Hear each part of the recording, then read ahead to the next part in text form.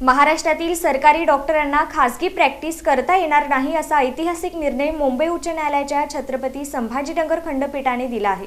30 जुलै रोजी दिलेल्या या निर्णयामुळे सरकारी रुग्णालयांमधील आरोग्य सेवा अधिक प्रभावी होण्याची अपेक्षा व्यक्त केली जात आहे।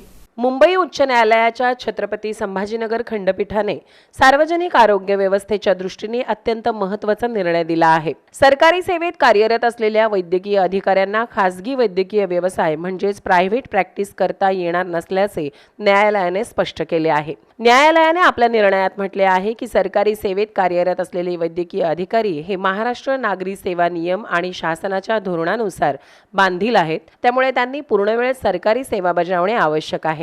सरकारी सेवेत असताना खासगी व्यवसाय केल्यास त्यांच्या कामावर परिणाम होण्याची शक्यता असल्याचेही न्यायालयाने नमूद केले आहे। या संदर्भातील दीर्घकाळापासून प्रलंबित असलेल्या सर्व याचिका न्यायालयाने फेटाळून लावत हा निर्णय कायम ठेवला आहे। या निर्णयामुळे ग्रामीण आणि शहरी भागातील सरकारी रुग्णालयांमध्ये डॉक्टरांची उपस्थिती वाढण्यास मदत होईल अशी अपेक्षा व्यक्त केली जात आहे। तसेच रुग्णांना वेळेवर आणि दर्जेदार उपचार मिळण्याचाही मार्ग मोकळा होणार आहे। या प्रकरणात शासनाच्या वतीने सहाय्यक शासकीय अभियोक्ता अतुल काळे यांनी प्रभावीपणे बाजू मांडली, तर आरोग्य विभागाचे विधी सल्लागार ॲडव्होकेट सतीश भेंडकर यांनी आवश्यक कागदपत्रांची पूर्तता आणि समन्वयाची महत्त्वपूर्ण भूमिका बजावली। कायदेतज्ञ आणि आरोग्य क्षेत्रातील जाणकारांच्या मते सार्वजनिक आरोग्य व्यवस्थेचे बळकटीकरण, शिस्त आणि उत्तरदायित्व वाढवण्यासाठी हा निर्णय अत्यंत महत्त्वाचा ठरणार आहे। सरकारी डॉक्टरांच्या खासगी प्रॅक्टिसवर बंदी घालणारा हा निर्णय आरोग्य व्यवस्थेसाठी महत्त्वपूर्ण टप्पा मानला जात असून या निर्णयामुळे सरकारी डॉक्टरांच्या खासगी प्रॅक्टिसबाबत